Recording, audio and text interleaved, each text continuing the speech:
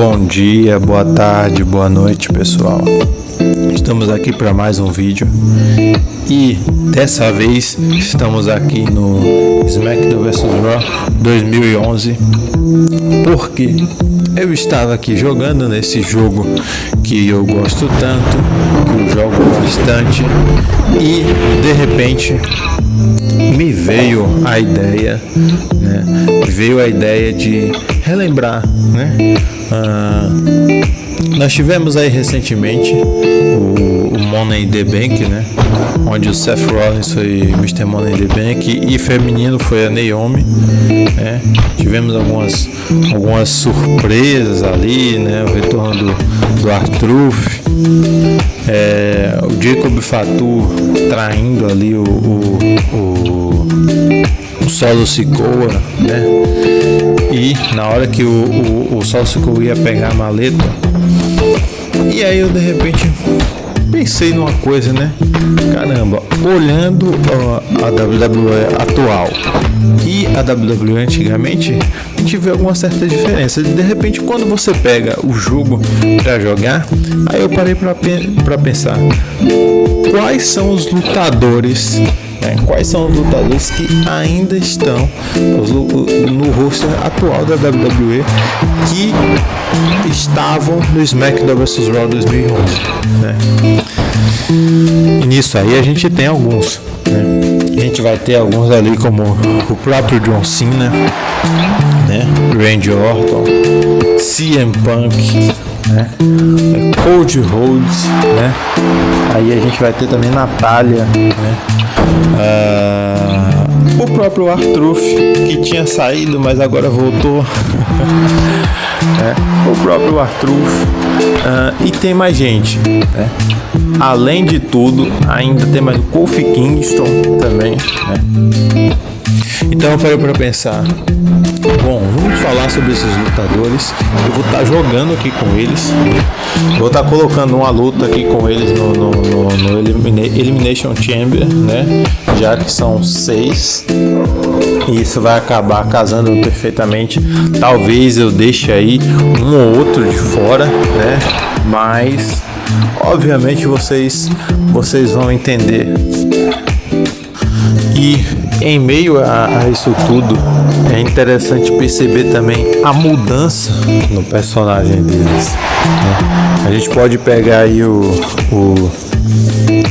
alguns deles, como o próprio Cody Rhodes, O Cody Rhodes desses aí, eu acho que foi um dos que mais mudaram, tanto de personagem, de aparência, quanto no seu físico, O Cody Rhodes usava aquela sangue, de luta, e ele era até um pouco magro, um pouco mais magro que o normal, Lhe faltava físico na época, já era meio definido, mas ainda faltava muito volume. E tinha uma galera que até comentava na época, o Cody Rhodes é talentoso e tal, mas ele nunca embalava, Nunca embalava. Entrou ali naquela história ali da Legacy, que era o Cody Rhodes, o Randy Orton, é o mais importante deles, e o Ted DiBiase Jr., E ficou naquilo ali. Depois foi crescendo cada vez mais. Ganhou ali um título, os títulos de midcard, acho que título intercontinental, se não me engano, mas não foi muita coisa. Talvez tenha ganhado de tags também. Vou estar deixando aí para vocês. Após isso, alguns anos se passaram, Depois veio o Cody Rhodes ali com aquela versão dele da máscara, e mais alguns anos foram se passando e veio a versão que talvez seja o momento mais fraco do Cody Rhodes na carreira, que é na verdade a versão dele de Stardust, Stardust, um personagem até um pouco parecido com o Goldust, que é o irmão do Cody Rhodes, mas Stardust era um jobber assim por completo, O cara não ganhava lutas, o cara só perdia. e ainda tinha que fazer aquelas dancinhas, né? Aqueles gestos lá. Talvez o Cody Rhodes também nem goste de lembrar desse personagem dele, mas foi isso. Bom, ali também nós tínhamos ali o John Cena e o Randy Orton. O John Cena teve ali umas rivalidades nessa época aí com o Batista, né? O Randy Orton tava ali por cima. Eu acredito que tanto o John Cena quanto o Randy Orton, eles têm situações parecidas aqui com o tema desse vídeo, porque como ele já tem muitos anos de carreira, nesse tempo eles já estavam consolidados, né? Continuam consolidados até hoje. Como por exemplo, atualmente, John Cena, o atual campeão da WWE, né? Então não tem tanta diferença assim, já que na época ele também ganhou esse título, né? Mas a gente pode pegar ali, se a gente for pegar, pode pegar ali alguns outros, né? Como por exemplo, o Kofi Kingston, ele teve algumas mudanças também, né? O Kofi Kingston ali, ele era mais um high flyer na época, né? Entrava com aquela theme song ali da Jamaica, né? Do SOS, né? Pô, bem nostálgica, inclusive, hein? Muito nostálgica essa theme song do Kofi Kingston. Ele ficou ali um tempo. Se eu não me engano, ele também ganha os títulos intercontinentais, né? E aí depois ele começa a usar a sunga azul, já muda e já não tá usando mais a preta, né? Que é até a roupa dele do jogo, dentro do próprio jogo. E isso é bacana pra gente notar aí essas diferenças, na verdade, né? E o tempo vai passando, e bom, aí depois o Kofi Kingston já entra no New Day, né? Depois de um tempo, aí começa o New Day com o Xavier Woods, né? E com o Big E, né? Entra o New Day e nossa, cara, e ele encaixou no New Day perfeitamente, né? New Day tem a versão do New Day Heel e o New Day Face, né? Ambas as versões o pessoal sempre gostou muito do New Day e ele encaixou muito bem, ficou ali por muito tempo.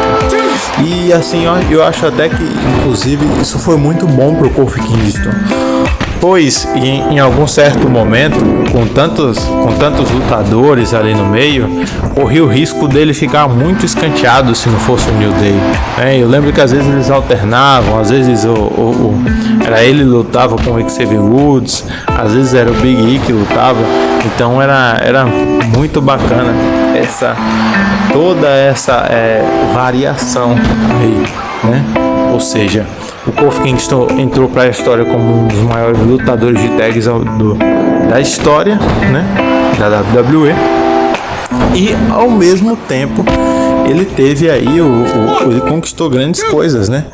Como conquistou também o WWE Champion, né?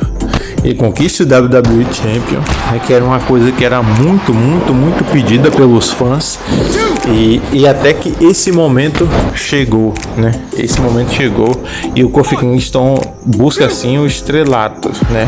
Algo que a gente achava que era completamente impossível antes de acontecer, né? Então aconteceu, né? O Kofi Kingston foi campeão do título intercontinental 4 vezes, né? Do título e também do título americano 3 vezes, né? Ou seja, mesmo tendo muito sucesso ali nos títulos de tags, né? Onde ganhou 7 ou 8 vezes, mesmo assim ele teve muito sucesso ali no mid-card, né? E isso também é muito bacana. Eu não lembro bem se é o Triple H ou o Undertaker que fala isso, mas um desses dois falava isso, que na WWE nunca diga nunca, né? E é verdade, Bom, continuando aqui com esses lutadores, com esses wrestlers, a gente pode citar ali também o CM Punk, né? O CM Punk, que também ele já tinha um certo prestígio, mas ele ainda iria evoluir muito na carreira, ou seja, ele ainda estava com aquele cabelo longo, né? Aquela taia amarela do jogo, mas nesse momento aqui ele estava ali, né? E eu tô falando basicamente, pessoal, de 2010, tá? Tô falando basicamente de 2010, pois como todo mundo sabe, o jogo é sempre feito um ano antes, né? Então ele tava ali com aquele Triad Society, né? Triad Society, que tinha o Luke Gallows e tinha também uma garota cujo eu não lembro, mas vai estar aí aparecendo para vocês nesse exato momento. E eles faziam o Triad, né? Que teve até aquela rivalidade lá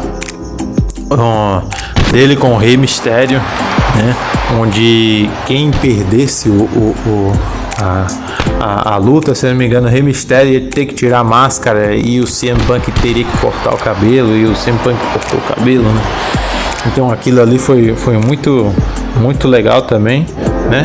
O Luke Gallows, que ficava ali também, era como se fosse uma espécie de segurança pro CM Punk, né? E o Triad a galera já conhece, né? O Triad é aquele estilo de vida do CM Punk, onde ele não bebia, né? Ele não fumava, não usava substâncias, né? Que fossem proibidas, né? Drogas, etc. E inclusive isso deu muita polêmica uma vez, porque parece que um fotógrafo ou algum fã tirou uma foto dele com a cerveja uma vez, saindo de um local assim, de loja de conveniência, essas coisas. Isso acabou dando muita polêmica, pois falaram que ele estaria quebrando o movimento Stray Edge, né? Muitas pessoas desse movimento Stray Edge são veganas também. Eu não sei se o CM Punk mas enfim, é uma das características também, né? E com isso também a gente tem ali o R-Truth, né? O R-Truth que R-Truth teve ali os seus momentos, né? O R-Truth foi uma vez campeão de tags com o Kofi Kingston, né? Além disso, ganhou também 2 vezes o título dos Estados Unidos, né? O título de campeão americano. E além disso também, ele é o maior campeão 24/7, né?